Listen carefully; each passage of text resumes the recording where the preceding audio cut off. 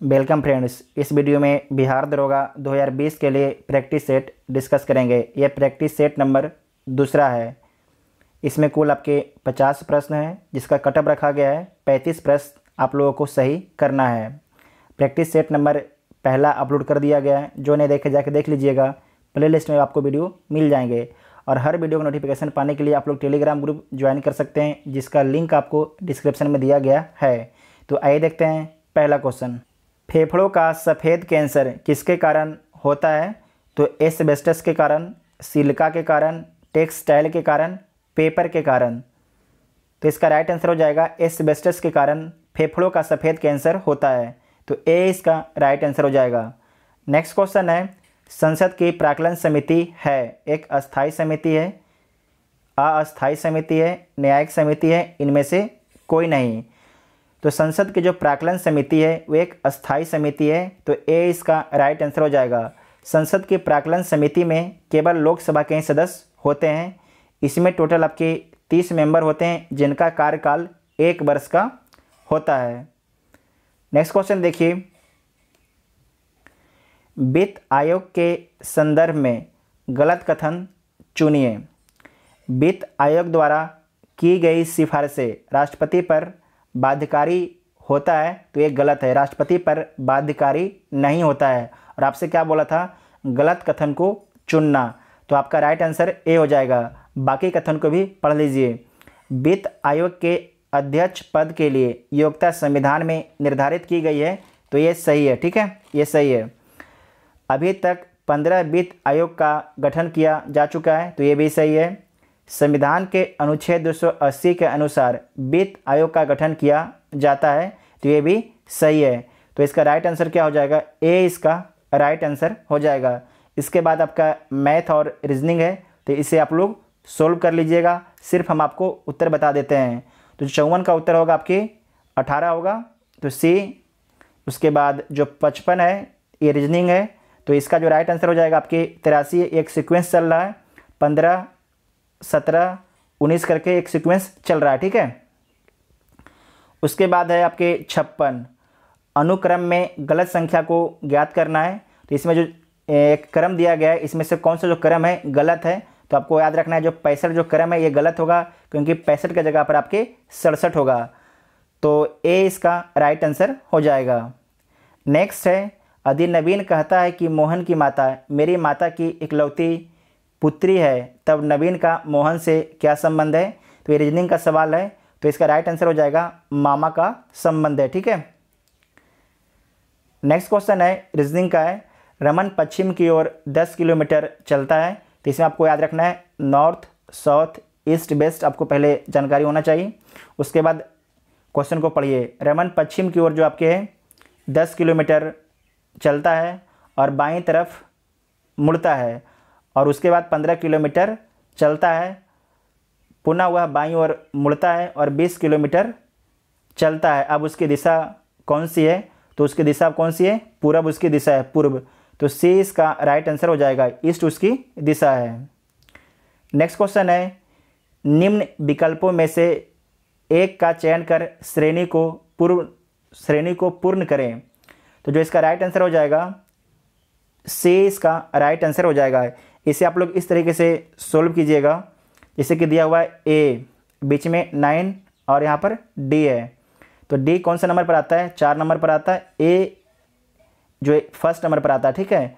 तो 4 - 1 और स्क्वायर 2, तो कितना आ जाएगा? 9। इसी प्रकार से आप लोग तीनों को निकाल लीजिएगा। ठीक है। तो सी इसका राइट आंसर हो जाएगा।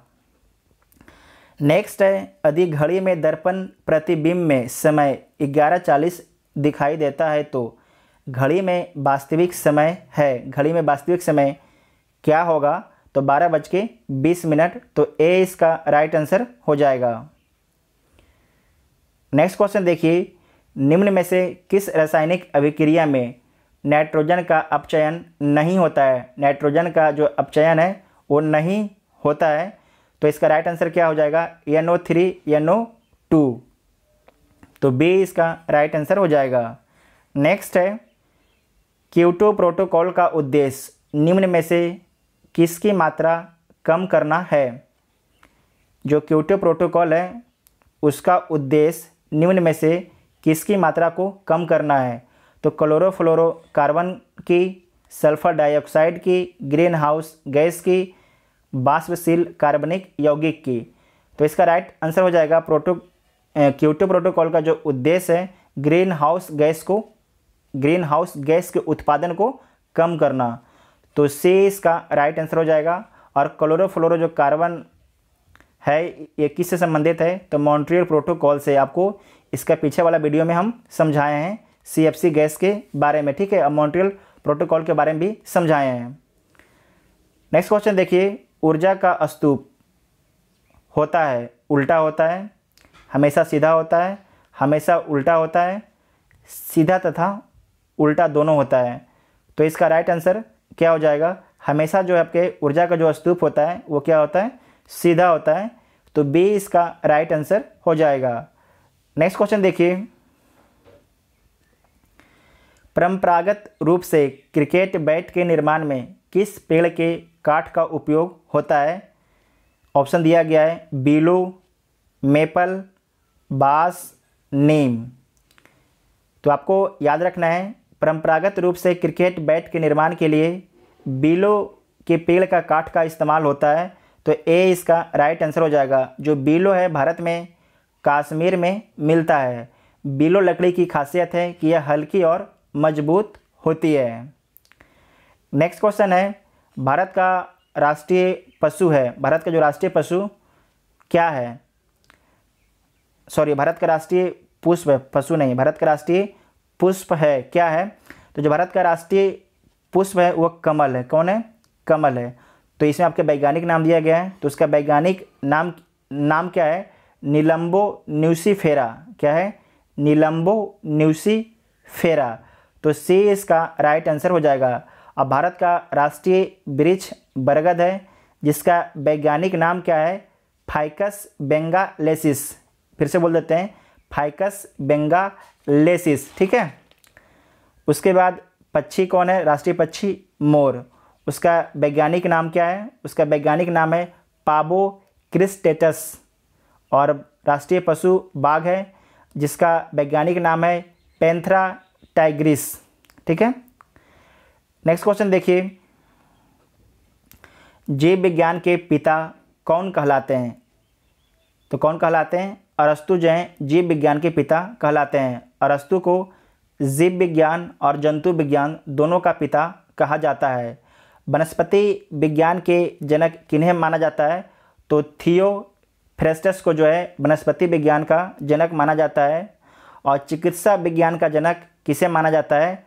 तो हिप्पोक्रेटस को। किसे माना जाता है? हिप्पोक्रेटस को। नेक्स्ट क्वेश्चन देखिए, निम्न में से कौन सा एक कूट फल है? इसमें से कौन सा एक जो कूट है जो फल है?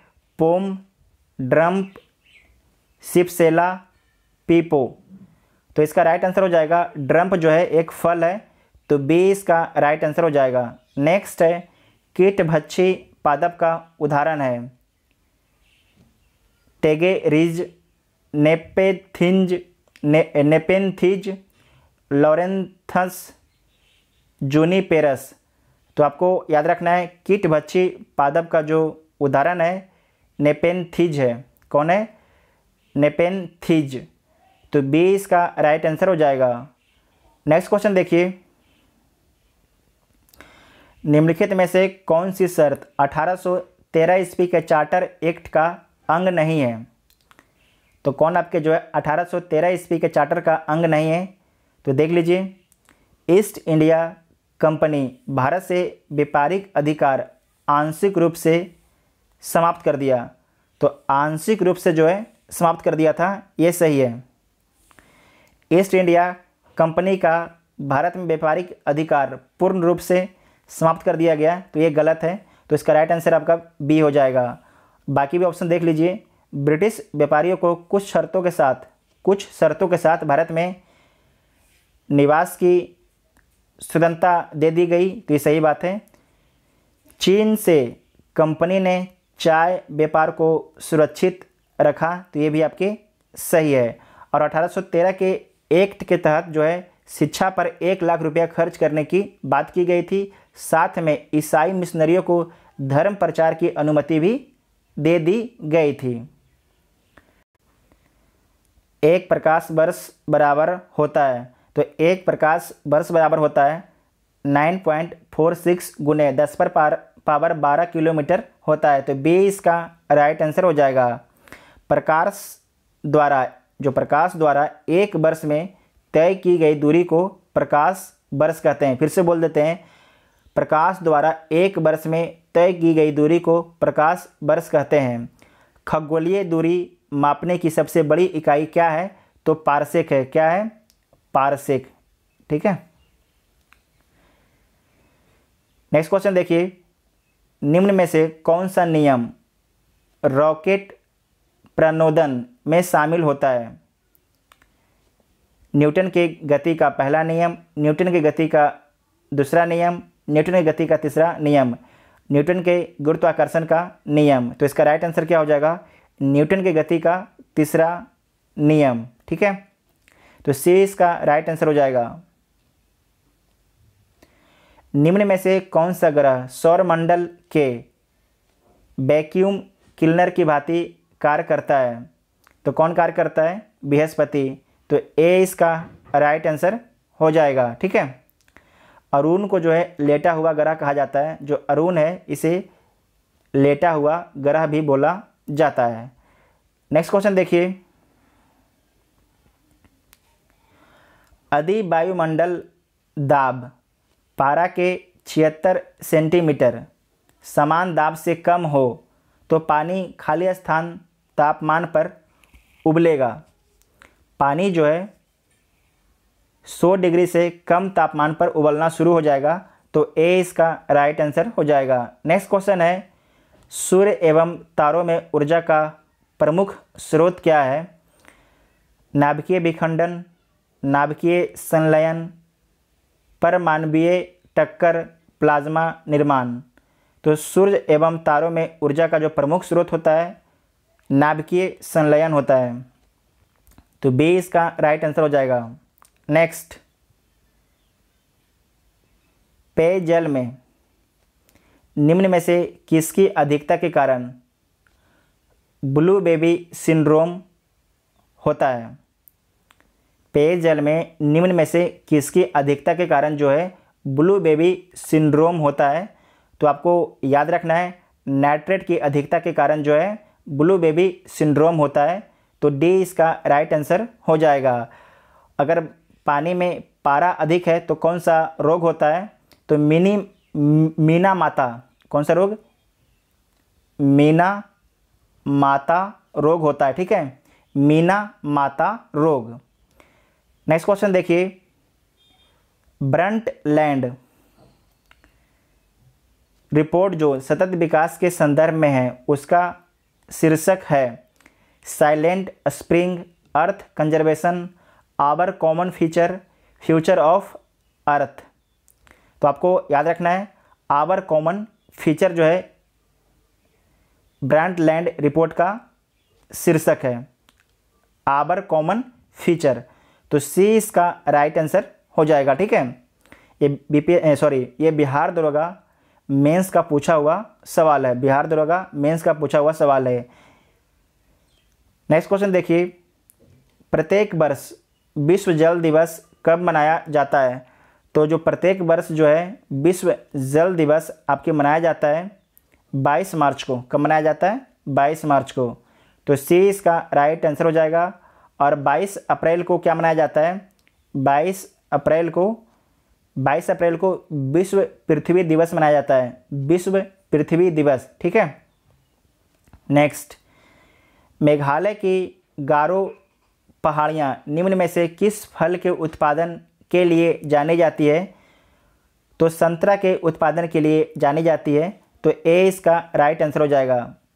ठीक है, साथ में आपको ये भी याद रखना है, मेघालय के पठार में पश्चिम से पूर्व की ओर, जो मेघालय का पठार है उसे पश्चिम से पूर्व की ओर बताना है। तो जो सबसे पश्चिम है आपके गारो है, उसके बाद खासी है, उसके बाद जयंतिया है और उसके बाद मिकीर है। कौन है? मिकीर। याद रखिएगा, चारों वेरी इंपॉर्टेंट है। नेक्स्ट क्वेश्चन देखिए, भारत में वन नीति का संशोधन कब किया गया? तो भारत में जो है वन नीति का संशोधन 1988 ईस्वी में किया गया। तो डी इसका राइट आंसर हो जाएगा। नेक्स्ट, नेफा है, मैंने नेफा का फुल फॉर्म क्या है? तो north east frontier agency, north east frontier agency. तो सी इसका राइट आंसर हो जाएगा। नेक्स्ट, पशुओं की रेड सिंधी नस्ल निम्न में से किससे संबंधित है? जो रेड सिंधी है आपके गाय से संबंधित है। तो बी इसका राइट आंसर हो जाएगा। नेक्स्ट क्वेश्चन देखिए, भारत का दक्षिणतम बिंदु कौन है? तो जो भारत का दक्षिणतम बिंदु है कौन है? इंदिरा पॉइंट। ठीक है, कौन है? इंदिरा पॉइंट। यहाँ पर है इंदिरा पॉइंट, जिसे पिगमेलियन पॉइंट भी बोला जाता है। और कहाँ पर स्थित है? तो ग्रेट निकोबार द्वीप में। और नॉर्थ में इंदिरा कौल स्थित है और ईस्ट में किबुथु। किबुथु कहाँ पर है? तो अरुणाचल प्रदेश में। और वेस्ट में आपके है गुहार मोती, ये कहाँ पर स्थित है? गुजरात के कच्छ में।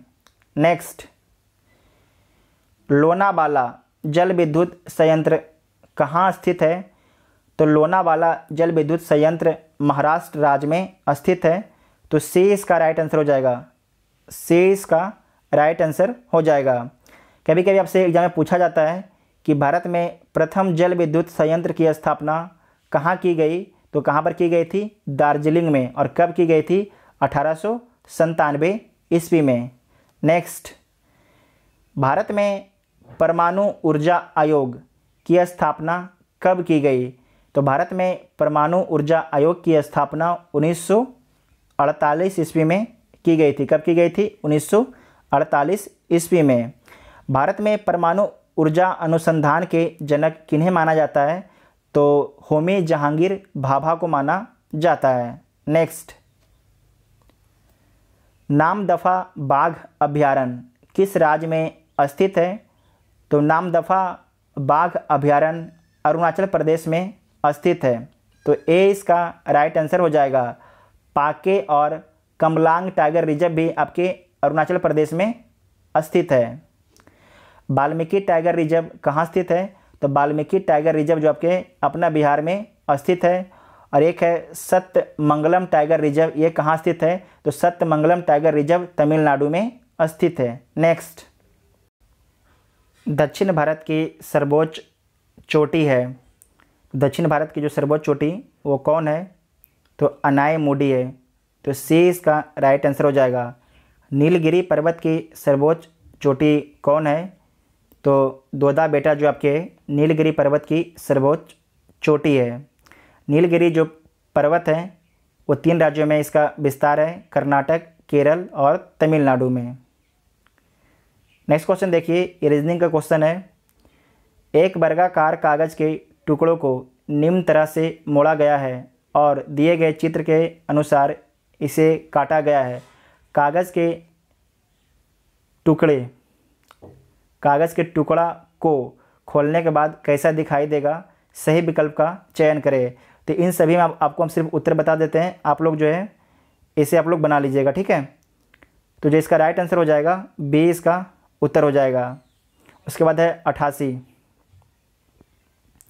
दिए गए चित्र में से कौन जो है एथलीट, एशियन और इंडियन शब्द में सही संबंध दर्शाता है? तो सबसे बड़ा जो आपका कौन हो जाएगा? सबसे बड़ा हो जाएगा एशियन, उसके बाद इंडियन, उसके बाद एथलीट। तो इस प्रकार से जो आपके किसमें फिगर बना हुआ है, तो सी इसका राइट आंसर हो जाएगा। ठीक है, सी इसका राइट आंसर हो जाएगा। नेक्स्ट क्वेश्चन देखिए, एक आदमी 2 तथा 7 अंकों के बिना 50 से 99 तक की सभी संख्या को लिखता है। कितनी बार संख्या लिखी गई है ये आपको बताना है, जिसमें 2 और 7 शामिल ना हो। तो आपको याद रखना है 32 बार संख्या लिखी गई है। तो ए इसका राइट आंसर हो जाएगा। नेक्स्ट है m = 13 और पेन बराबर 35, तो होटल बराबर क्या होगा? तो आपको याद रखना है एम जो है आपके 13वां नंबर पर है, उसके बाद जो पेन आपका है पी ये 16वां नंबर पर है, और ई आपके 5वां नंबर पर है, और एन 14वां नंबर पर है। इन सभी को जोड़िएगा तो 35 आ जाएगा। तो इसी प्रकार से होटल को भी आप लोग जोड़ दीजिए। एच जो है आपके 8 नंबर पर है, ओ आपके 15 नंबर पर है, उसके बाद टी 20 नंबर पर है, ई 5 नंबर पर है, और यल 12 नंबर पर है। टोटल जोड़िएगा तो आपके 60 आएगा। कितना आएगा? 60। तो बी इसका राइट आंसर हो जाएगा।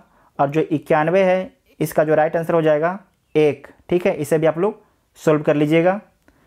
और नेक्स्ट क्वेश्चन है, किसी लीप वर्ष के लिए निम्नलिखित महीने में से किसका जो है,